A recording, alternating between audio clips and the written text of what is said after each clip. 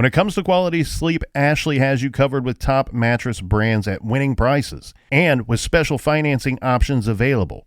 You can snooze now and pay later. Plus, your mattress purchase helps give the gift of better sleep to children in need and U.S. Special Operations Forces. Visit your local Ashley store or shop online today and make every snooze count. Financing is subject to credit approval. See store or ashley.com for details. Dreaming of overseas adventures or connecting more deeply with family from afar? Rosetta Stone bridges the language gap. I've tried others, but Rosetta Stone's immersive lessons and voice feedback technology are game changers. Dive into 25 languages by learning intuitively, just like when you were a kid. And here's the holiday sparkle. Grab a lifetime membership now and save 50%. Gift yourself the world. Head to rosettastone.com now and save 50%.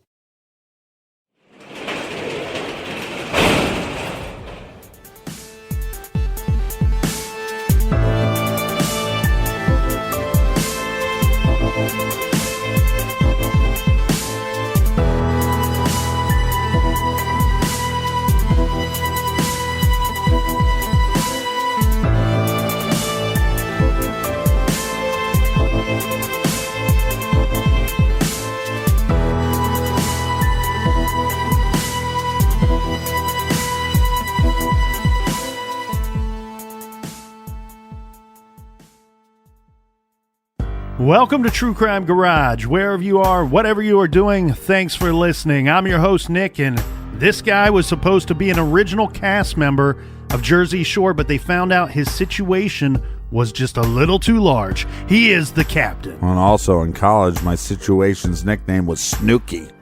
So figure that one out. It's good to be seen, and it's good to see you. Thanks for listening. Thanks for telling a friend.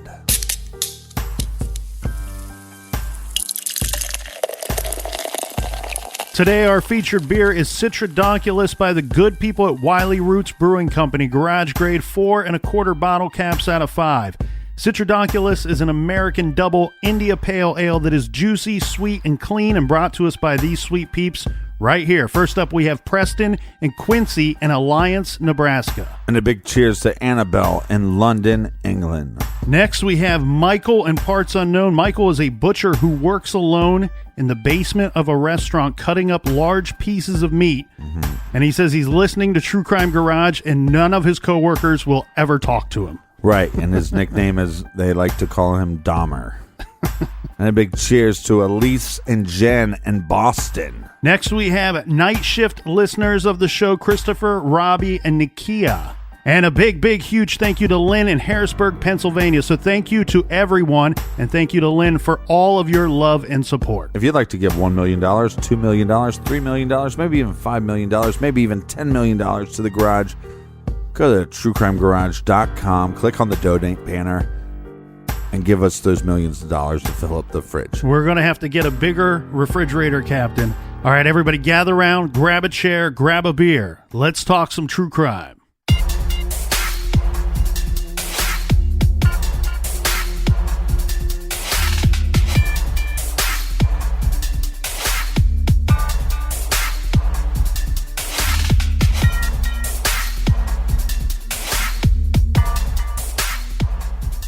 On September 18th, 1984, 2 young girls left their homes in South Dakota. The next day, the 2 were in the area of Casper, Wyoming. This is 12-year-old Sharon Bald Eagle from Eagle Butte and her 15-year-old friend from Hot Springs. In Casper, they are hitchhiking looking for a ride when they are picked up by Royal Russell Long and taken to his home in Evansville, Wyoming. There, he feeds them a meal. And after, he offers them $100 for sex. Both of the girls refuse. Well, that doesn't seem to work for Royal because he then pulls out a gun and ties both of the girls up. After a while, the 15-year-old girl manages to break free. She flees the house and runs to the neighbor's home. When the police arrived at the home, Long and Bald Eagle were both gone. 12-year-old Sharon Bald Eagle was reported to have with her a red bag, and she was wearing a black, yellowish, tiger-striped top and black shoes. Well, not only are the police looking for the little girl, they are looking for Royal Russell Long as well. Long is reported to be in an early 80s beige pickup truck with a cowboy camper. Long, while he's on the run, he starts to call friends and relatives in the area of his home. He is asking for them to wire money transfers to him. Police trace these calls to Albuquerque, New Mexico. Later, in early October, Royal Russell Long is arrested at a parking lot payphone in Albuquerque, New Mexico, but the girl, Sharon, was not with him. In fact, Long had a much different story than the 15-year-old girl that called the police on him. Well, of course he did. Long said he picked up the girls. He believed they were both 18. He offered them money for sex, and they accepted. Afterward, the two girls revealed to him their real ages, and they were attempting to blackmail him for more money. When the older girl fled, he panicked, and he left with Sharon. Royal Long maintained he drove Sharon Bald Eagle to Cheyenne and found her a ride to Texas. This is a trucker he said he knew who agreed to drive the girl to Dallas-Fort Worth area and let her go. Police searched all over, and they never found Sharon Bald Eagle, and they never found this trucker, if in fact he even existed at all. Right. Royal Long denied knowing Bald Eagle's whereabouts. Royal Long later pled guilty to kidnapping and assaulting both of the girls. For this, he was given life sentences. There was no trial. Now, what took place after this? We have Casper police. They start noticing similarities between their case that they've recently solved and the unsolved Kenzie Pallett missing persons investigation. And they contacted OKC detectives. So now we have Oklahoma City, and they are interested in talking to Royal Long. He says he had nothing to do with this disappearance. Now, keep in mind, this is 3 years earlier and many, many miles away from his home. However, we still have those eyewitnesses. The two OKC boys, they positively identify Royal Russell Long as having been the man, the older man that took the two girls away in a vehicle. Right. Now, remember, they were unable to do this with a prior suspect. I think this adds to the validity of this identification that they are now positively making. Investigators, they start searching because what they need to do is we have these eyewitnesses, but we also need to place Royal Russell Long in OKC, or at least the area of there, the day of the disappearances. What they find is they find that Long had rented a vehicle. He rented this using his name, his identification driver's license. Right. The vehicle that he rented was a 1981 beige Pontiac Grand Prix, the same vehicle described by the two boys shortly after the abduction. Which makes them pointing him out as the suspect even more likely. Yes. And it seems like they've got their information correct, that they're providing to police immediately after the abduction and then several years after the fact. Yeah. What police surmise in their investigation is that we have this individual, Royal Russell Long, who we know by his own admission is capable of abducting two young girls and sexually assaulting them. We now can place him in Oklahoma City. We have the witnesses who identify him. We have his having rented the vehicle for that day. They believe that at some point while he was in the area, he either came across or stole Donald Corey's ID badge, which he used to show to the children when he was pretending to hire them to offload this truck. The police search Royal Russell Long's home, and what they find there is interesting. It's blonde hair that seems to be consistent with that of Charlotte June Kinsey's. Police, this would take some time, Captain, but they somehow managed to track down the rental car that was used 3 years prior. Right. With this rental car, they find blonde hair, again consistent with that of Charlotte Kinsey's. This is under a mat in the vehicle. The trunk they found, someone had painted the trunk, the inside of it. Well, when they lit the thing up with luminol, looking for blood, it glowed. What it showed was an outline, and the outline almost looked like there was 2 bodies placed in the trunk that would have left their own blood from each of these bodies. There is a little bit of an issue with the stains or the luminol findings in the trunk, however. They couldn't prove that this came from human bodies. In fact, you have the investigators that say that it could have been animal blood. It could have been 2 animals lying side by side in the trunk. Right. But they believe it to have been the girls. And then in February of 1985, Royal Russell Long, he's by now suspected in this disappearance, obviously, of the Oklahoma City teenagers. He tells a Wyoming newspaper that he was in the area, that he was at the fairgrounds on the day that the 2 were abducted. However, he states he was there to conduct some business. Okay, so we have eyewitnesses that say he's the guy. Mm-hmm. We have the rental car. And now we have himself, Russell, saying, hey, I was there. Yeah. I was just there to do business. Correct. Because Now- I'm a businessman. Well, and he wouldn't elaborate as to what that business was. And of course, investigators couldn't find any reason for him to be there business-wise. And he does. I think his business is murder. Yeah. Even though he admits to being there, he emphatically denies any knowledge of the girls, their whereabouts, or even having seen them on the day that he puts himself at the fairgrounds.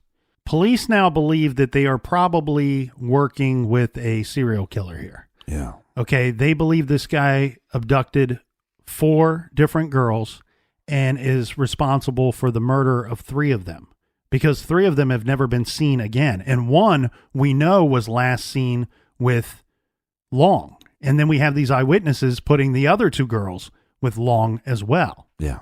This trial is going to take place in 1985, and there's going to be a lot of issues with this trial. Okay, so first we have this man Long, who is already in prison. He's admitted to kidnapping 2 girls. He's serving life sentences. They're going to have to extradite him back to Wyoming. And I think the way that this worked out is that they put a bit of a time frame on how long they were willing to keep him there as he awaited the trial. And I think the judge put a 180-day limit on reviewing the evidence to determine if this guy was guilty or if, in fact, that the trial should proceed at all. So they extradite him back to Wyoming. And as he's there, we have investigators that are still collecting evidence and prosecutors that are now trying to build a case against this man. And they have an uphill battle against them. Because at this time, what Wyoming is going to see is a murder trial with no bodies. And I believe that this is only the second time that they have faced such a trial. The other thing that they're going to face, Captain, is what would be considered a lack of evidence in this case. Mm-hmm. Because we have a judge presiding, and he's going to determine what is evidence that can be introduced at trial and what is going to be thrown out.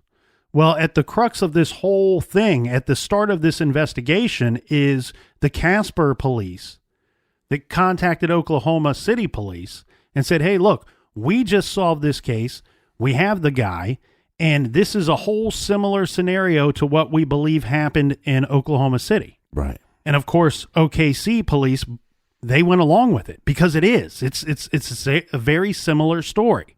However, and I think rightfully so in this situation, the judge says that's not evidence. You can't, just because this guy admitted to doing this thing elsewhere in another state that seems similar to all of us, that's not evidence that he in fact did this other crime.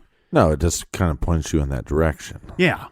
And I guess even though they could put him there with eyewitnesses and the rental vehicle and all of that. Right. So let's go over this again. So we got the rental car. We got the eyewitnesses. We got his statements saying that he was there. Yeah. Well, we have hairs that were found. The hairs that were found. They're not identified to being that of one of the missing girls, but they're identified as being consistent with one of the girls at his home and in the rental vehicle itself. We have the blood. We know that there was blood at some point in that rental vehicle, and it looks to have come from two different sources. Right. Again, the experts would say we can't prove that wasn't animal blood. We can't prove that it was human blood.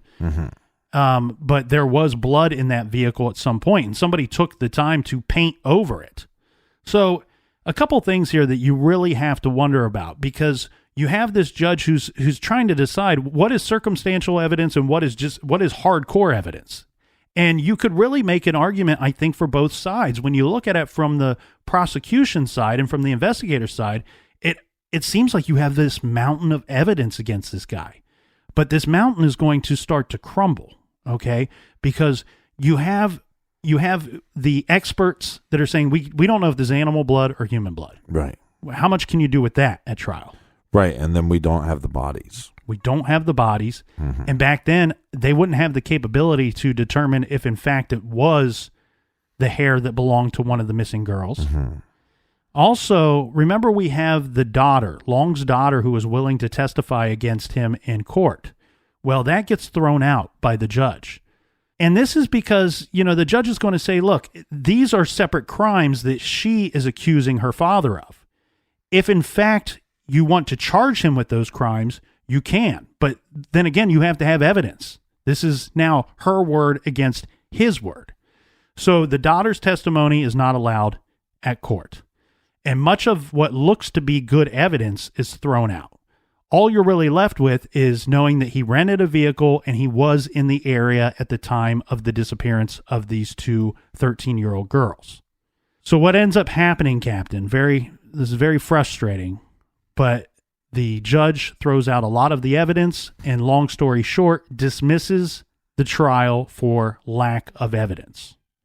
So now we have Long, who is saying, well, I was, they extradited me to another state. I was held there. I would receive death threats while I was there. And now he's going to sue the state. He says he's going to sue the state of Oklahoma for $10 million. That's a lot of money should he be awarded that as he sits in prison and serves life sentences. Yeah. That's a lot of, well, I guess they get cable. Some places get cable and you get snacks. Oh, yeah. The commissary. You could buy a lot of Pall Malls with $10 million. Well, and you could also buy, like, other people in prison snacks, too. That way, like... Your buddies? Yeah, you got some people protecting you. So there is what I could find on this regarding this lawsuit was a one-page document. And it seems to be a very brief overview of how this whole thing transpired. It was entitled, "Oh, Hell No." Right. That's what it said right at the top of the page. Oh, hell no. I think that, and I'm not positive because I didn't print off that one-page document. I think it might have been the same judge for the lawsuit as for what would have been the criminal charges he was facing for the double homicide. He was awarded victor in that lawsuit. $10 million? They gave him $1. Because I think the way this things works is that if you are able to prove, so much so that I think this is a way of making this lawsuit go away, right? Because you could then keep filing and filing and filing. And what he was suing for was a lot of different things, not only the potential wrongful conviction or indictment.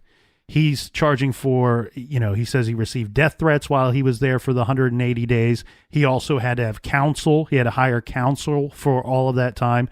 So when this is all said and done, he gets $1. He goes back to the beautiful state of Wyoming to rot away in a prison cell for the rest of his life.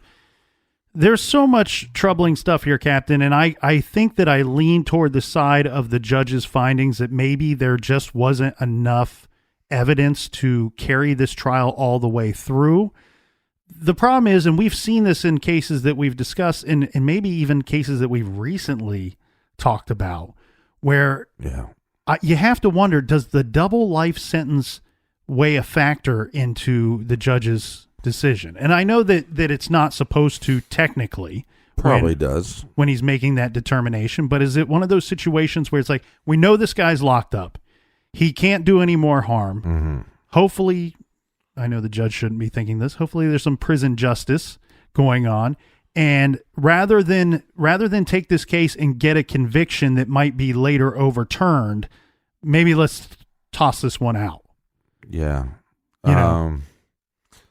No, I agree, but I mean, I think it's difficult. I mean, but like you said, at the end of the day, no matter what happens, you already have 2 wins as far as the 2 life sentences. So I think it plays a factor no matter what they say. It doesn't play a factor. And today, so when they're searching his home, you know that they're going there looking for specific items that would really shore up their case against him. Right. You know, they didn't find the ID badge that they presume he stole or found. They would have hoped to have found anything clothing-wise or anything that the girls would have had on them that day in his home. They didn't find that. And the other thing, too, is we don't have DNA back then that we could use on the hairs or any of the items potentially found or evidence found in that car. Right. So with DNA, if they would have found something of the girls at his home, you could have got a conviction. Also, the bodies. There's no bodies. And I think that's also the tough thing for the judge to get over in that situation.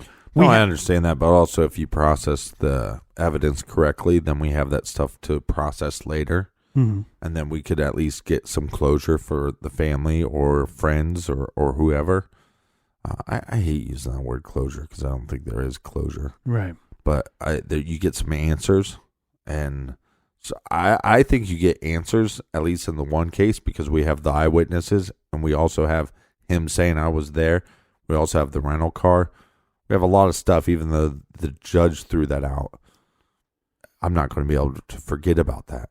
And even though they didn't get a conviction, I know both sets of parents were truly hoping at the end of the day to bring their daughters home to lay them to rest at home.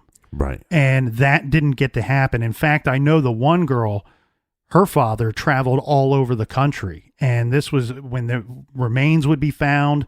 He would go to these different states. He spent a lot of time and a lot of money, a good portion of his life, trying to track down his daughter, be it if she were alive or deceased. Right. Now, I should point out here that the whole defense that Long had, and I think this was a good defense presented by his defense team and the attorney, was that the state had such a problem with having no bodies in this murder trial.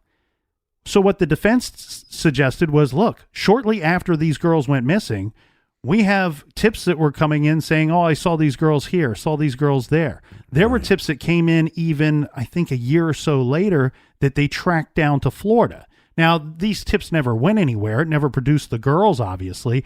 And most likely, we've seen this in a lot of cases where you have people, they want to see something. They want to help. Therefore, they call in. You know, you see something, you say something. They call in, and likely these weren't credible eyewitness accounts, but they're just good people trying to help and assist in some way. But it's just like the Jamie Kloss case where there was eyewitnesses that possibly saw her in Florida. Mm-hmm. And it's like, and now we know that that's not the case. There was no chance that she was in Florida. So I don't know. But I think they get some answers, though. Whether or not the court gives them answers, I think the evidence gives you answers. Mm-hmm. And maybe that can be enough for him. I mean, it is sad that the father was flying everywhere and traveling everywhere to try to bring back the remains. But it's also a tricky thing here because he's not convicted of a double homicide. Or a murder. Yeah. So then it becomes, did they get away? Was it another botched thing? Or did he murder them? Mm-hmm. But I'm assuming he did. I think all signs point toward, unfortunately, that they were killed at some point. They've never resurfaced. These two girls that we're discussing now were 13 years old. They weren't, unlike the 19-year-olds. They have less the ability of a startup elsewhere. And the other thing too that we have to point out is it's very clear from those two boys that they were with at the fair that day. They gave enough correct information that the police were later able to verify. To me, that really shows that Royal Russell Long, was with those girls, and he was very likely the last person they were ever seen with. So there, for me, I think that's enough of all the arrows pointing to this guy being involved in their abduction. And if they've never resurfaced, you have to believe they've probably been killed. Right, and also there was a bunch of blood in a trunk.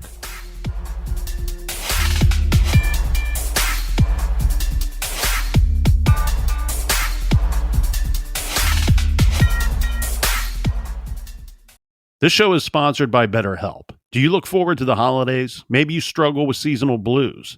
This time of year can be a lot, and it's natural to feel some sadness or even anxiety about it. But adding something new and positive to your life can counteract some of those feelings. Therapy can be a bright spot, something to look forward to make you feel grounded, and to give you the tools to manage everything going on.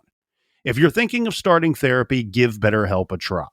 It's entirely online, designed to be convenient, flexible, and suited to your schedule. Just fill out a brief questionnaire to get matched with a licensed therapist and switch therapists at any time for no additional charge. Find your bright spot this season with BetterHelp. Visit BetterHelp.com/garage today to get 10% off your first month. That's BetterHelp, HELP.com/garage. Rosetta Stone is the language learning program with a lasting impact. I've been using their app to learn French, and it's not just about memorizing words, but actually having real conversations. And it's not just French. They offer 25 languages. Right now, Rosetta Stone has an awesome holiday deal, 50% off their lifetime membership. Every language, unlimited access forever. For anyone keen on diving deep into a new language, check out rosettastone.com. It's a game changer. You can live out your MasterChef dreams when you find a professional on Angie to tackle your dream kitchen remodel. Connect with skilled professionals to get all your home projects done well. Visit Angie.com. You can do this when you Angie that.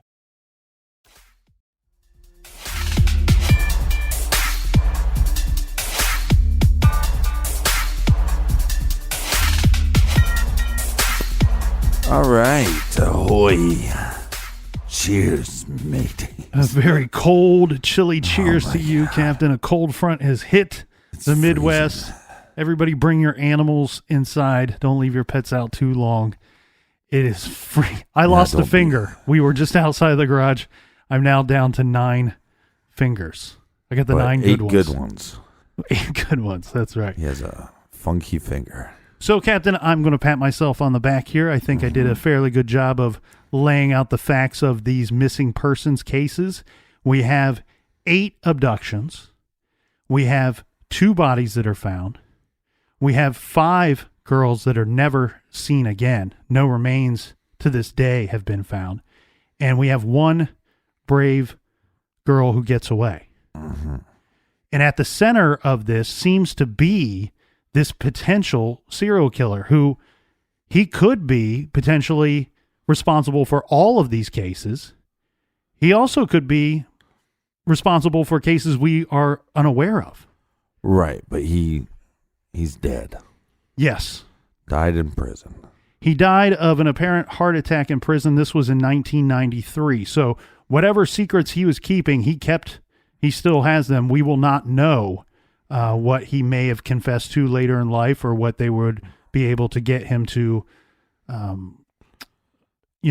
confess to any of these, or offer up evidence as to what could have happened to any of these girls. Well, I'm going to say something, and we go back and forth on the death penalty, right? Mm-hmm. And no matter what you say about it, either way, you're going to get hate mail. But the one nice thing about having the death penalty is that if that is on the table, that sometimes can get people to confess to other crimes, Mm-hmm. therefore having answers to other crimes. Right. And so that is a part of it that I do like about it. But the part where that, innocent people die on death row because our justice system got it wrong. I don't like at all. Right. There's problems both ways. Yeah. So, but yeah, this one's difficult because he had 2 life sentences. Yes. And so there's no negotiating. He had no reason to come forward and say, hey, you know what? I did these other crimes and I'm responsible, especially when there aren't bodies found. Right. It's like, why would he admit to any of these things? But now, obviously, we have the 2 that he's convicted of. Now, we didn't find her body. He's not convicted of murder, but let's just go ahead and say he's a piece of shit and guilty of that. Agreed. And then as far as the other 2 in Oklahoma that he was tried for, and they, basically tossed out all the evidence, which, again, that doesn't make a lot of sense to me. But I'm going to go ahead and say there's enough evidence in my eyes, and the jury is out as far as the garage jury. You're a piece of shit, not once but twice in that case. So to me, he's responsible for those murders.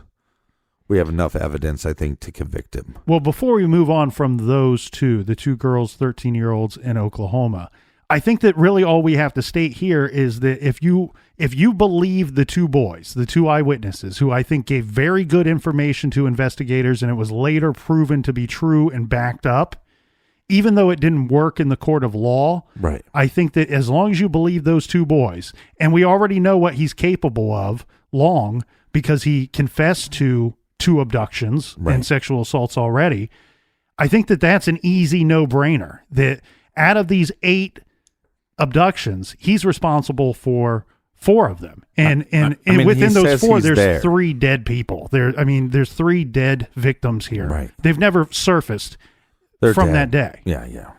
So that leaves the 4 that took place within a 7-week time period in Rawlins, Wyoming. Now, we know that he was roughly in the area at that time. 3 of the abductions have one thing in common. They all took place at a rodeo. Yeah. And we have Royal Russell Long, who was known to frequent rodeos. Yeah. He was also known to have worked at fairgrounds. I mean, he had a truck with a camper on it. Mm-hmm. Cowboy camper. They should call them creeper campers, because you want to talk about stepping up the game. Ban the van, ban the creeper camper, because there's maybe nothing creepier. Those are more creepier than the creep vans.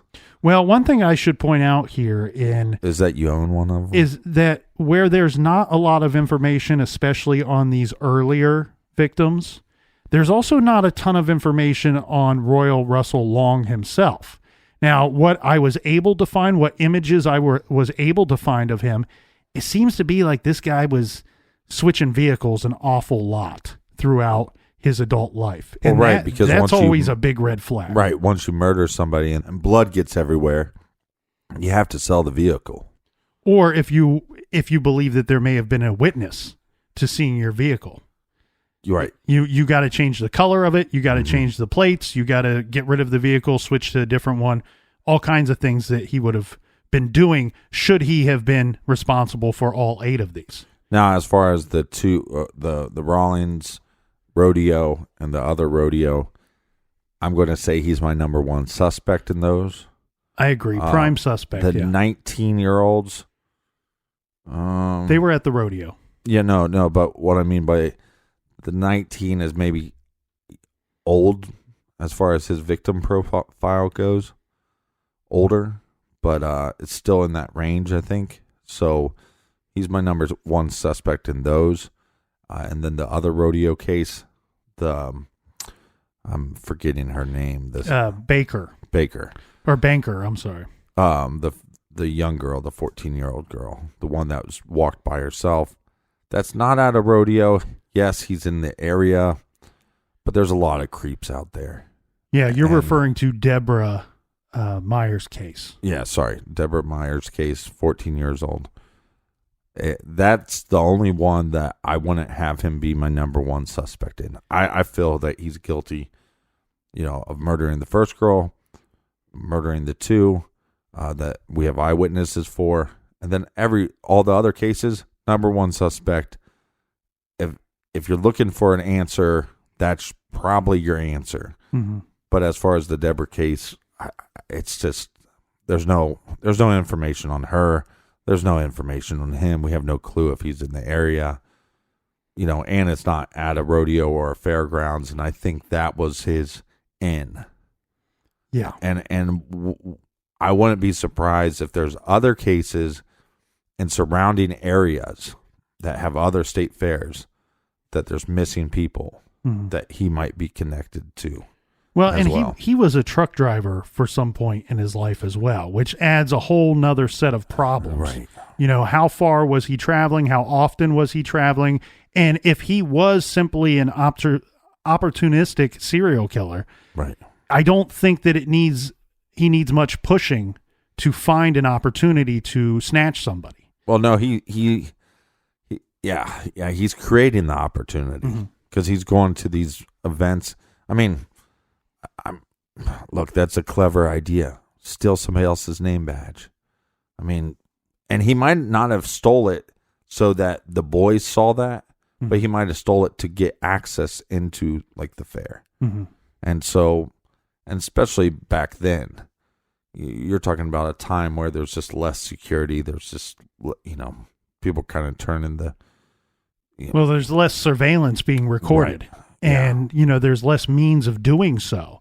And I do want to throw something out here, though, as I go through this. But I think, to me, it's very obvious. I agree with you 100%. The last 4 abductions, he's got to be responsible for all 4 of those, even though not convicted in court for 2 of them. But he's convicted in the court of the garage. That's right. You, sir, we sentence you. You're a piece of shit wrapped in a piece of shit.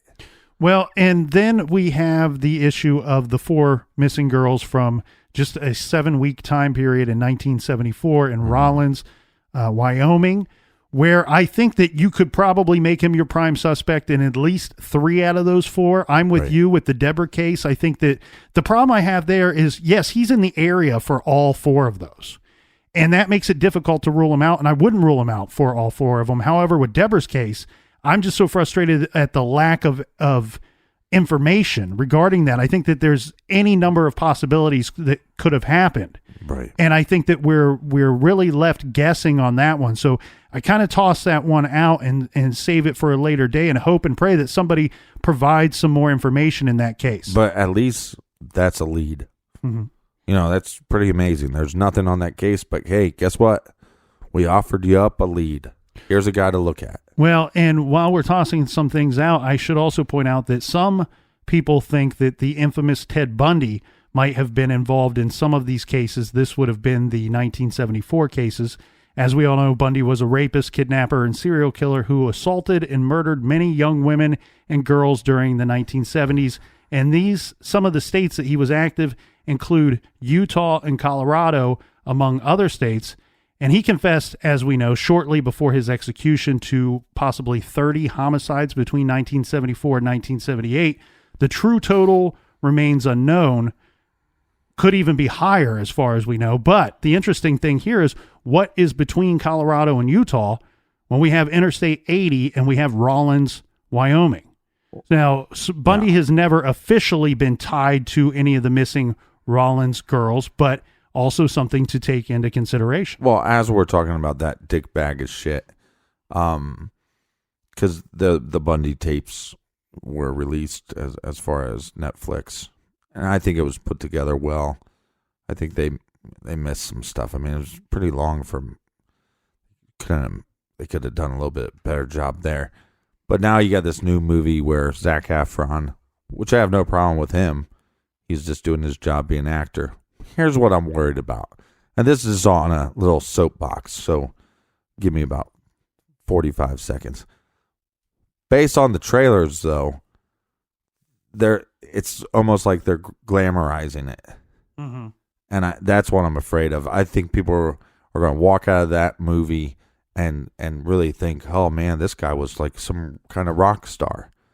He wasn't. He was a dick bag of shit is what he was. And so when you're watching this movie and they're painting him with these rose-petal glasses, remember that he had sex with dead bodies. Yeah. So, I don't know. I every time I see the trailer for that movie, and I was excited that it was coming out because I'm a true crime fan, but let's not glamorize it. And I hope that's not what happens. I hope people watch it and say, hey, that's not what they did. But that's the direction the trailer makes it seem. They make it seem like it's a mix between a serial killer movie and 50 Shades of Grey. Well, it's going to be 50 Shades of shit. That's what I'm telling you. Well, and then you have to wonder, why have we not found any of these remains all these years later? And I found a statement regarding the prosecutor that attempted to prosecute Long for the double homicide in the 2 missing girls case in Oklahoma City. And this was after the trial. And he says, look, and I love when these guys go on record and state what they believe, even though he wasn't victorious in the court of law. He says, what we're dealing with here is a serial killer. We're dealing with a guy, in his opinion, is someone that is not only capable of murder, but has done it multiple times. And he even states 3 that we're pretty convinced of. He even states that he's convinced that there are other victims out there that are not even tied to Royal Russell Long. And regarding where the bodies could be regarding these victims, I have a quote from the prosecutor that says that he truly believes that he thinks that he could show you that the bodies are likely within 45 miles of where they sit right now. And I don't know where he was sitting when he said that. Right. But he states that he believes that they would have been in rat holes. And this comes from a statement of a fellow inmate that served time with Royal Russell Long. Now, Long was a trained meat cutter. And I guess he told this inmate that if you cut the bodies up small enough and shove them down a rat hole, no one will ever find them. And the prosecutor goes on to say that he believes that within 45 miles of wherever they were, that you could probably find all of those bodies. We know that Long worked for some time delivering equipment to drill rigs in the area. Right. And he believes that if there were time and the proper resources to do so upon further investigation, they would find these bodies eventually in these rat holes. The problem with that is, as he points out in this article, is there's tens of thousands of them in that area where Long worked. Right. And, over the years, we have changing landscapes, overgrown grass, things of that nature that makes it only harder and harder. And as the time passes, unfortunately, I don't think we're going to find these remains. And the other sad thing too is it seems to be a good lack of information regarding these missing girls, that you might not be able to tie remains, should you find some next week, next year, 10 years from now, to these actual victims. We have cases where we don't have information regarding what items they had on them. What were they wearing? Did they have jewelry? We have a lack of dental records. And in fact, one of the cases where they found the body, they outwardly say, we connected. This girl was missing for 9 years. Can you imagine the state of the body by the time they found it? Right. Only to be told that we matched this to her through a partial dental record. Mm-hmm. I would love to know the specifics of what that partial dental record was to match it to that girl. Mm-hmm. And I don't say that to sound doom and gloom here, but did they actually match it? Could it have been somebody else? Right. And could in fact her body be disposed of in a similar manner to her friend that was with her that has never been found to this day? Well, that's one of the things with law enforcement and crimes in general as we get into the future is technology, more surveillance, more DNA, touch DNA, a lot more testing that we can do. And then also just as far as medical records, what they're collecting from people before, God forbid something happens to somebody, but there's a lot more records now. Mm-hmm. So at least I think going into the future, we're going to look back on the 70s, especially the late 60s and the 70s, and think, wow, man, that was very primitive. I Mhm. mean, if we didn't get Yeah. a fingerprint, we're not solving cases. Mhm. So I think as far as, that's a good thing as far as advancement in technology. Well, and I do want to give a kudos, take my hat off to the parents of the missing that stayed involved and kept their cases alive. We saw a very big contrast between some of these victims here, where some of the victims have no information at all about them or about their disappearance, and then others where there is more of a wealth of information. Right. And I don't mean that in a negative way towards the cases where we don't have any information towards those parents. Maybe they didn't know how to do certain things, how to keep the case in the public's eye.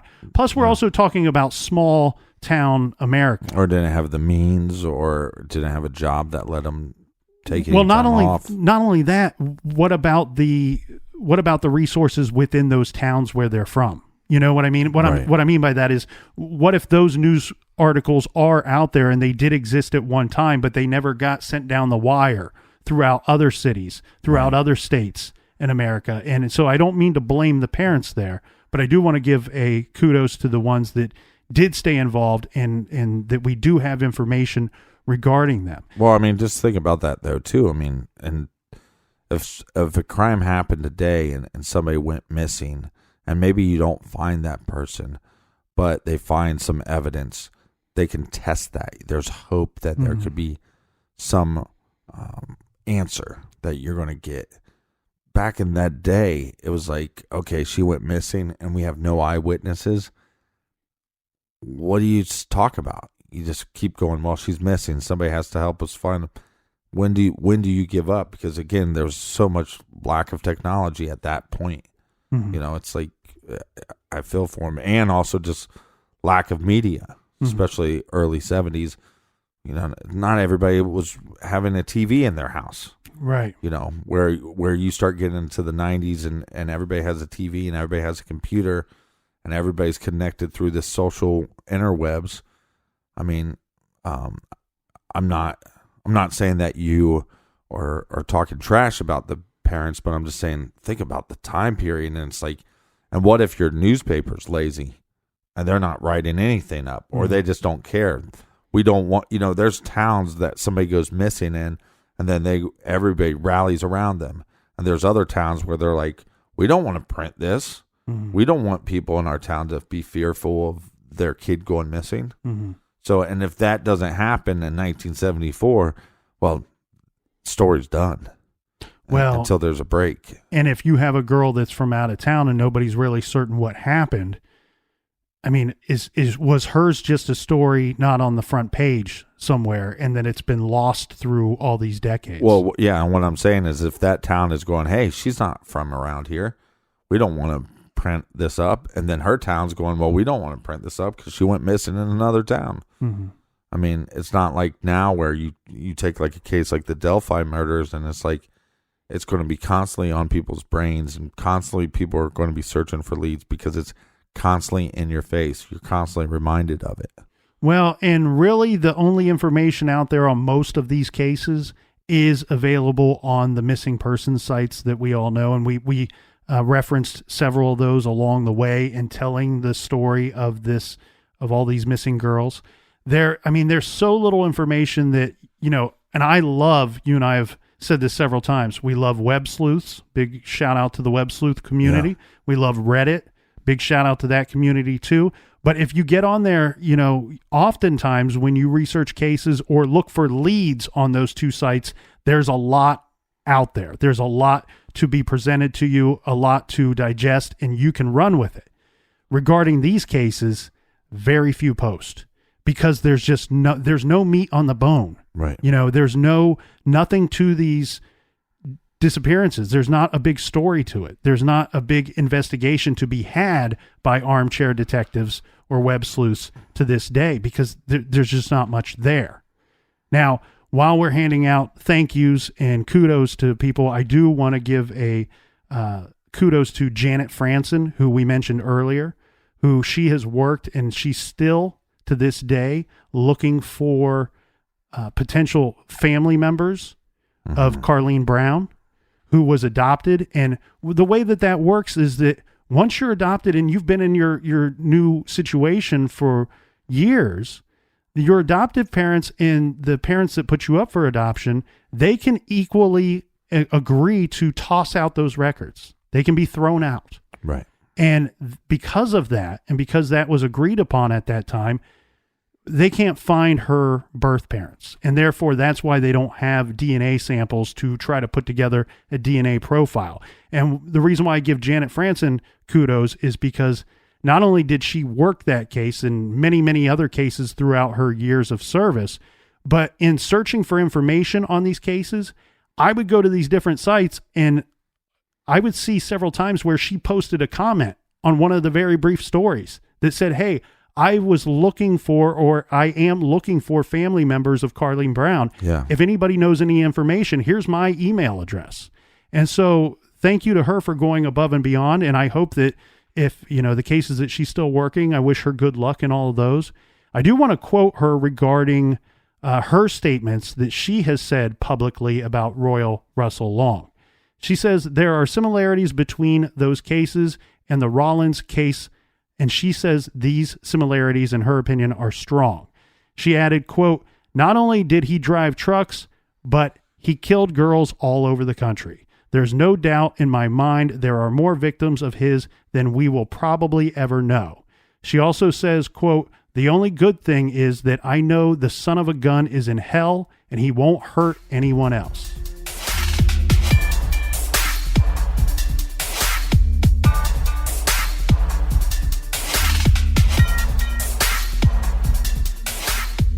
To get access to every True Crime Garage episode, download the Stitcher app. It's free.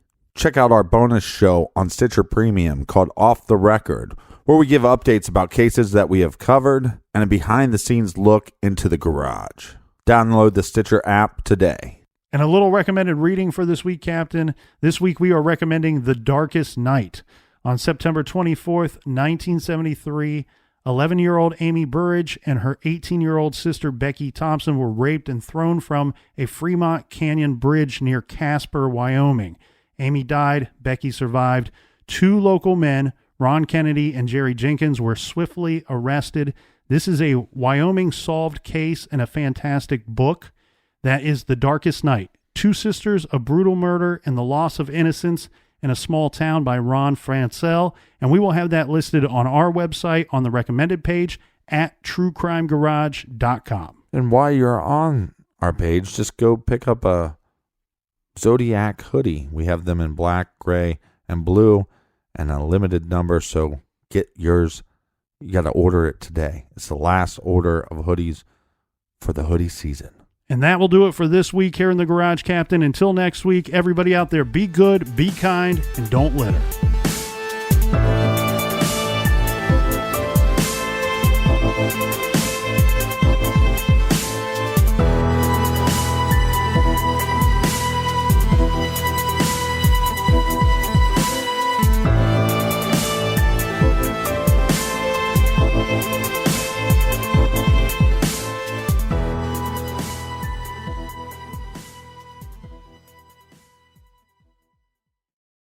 You can live out your MasterChef dreams when you find a professional on Angie to tackle your dream kitchen remodel. Connect with skilled professionals to get all your home projects done well. Visit Angie.com. You can do this when you Angie that.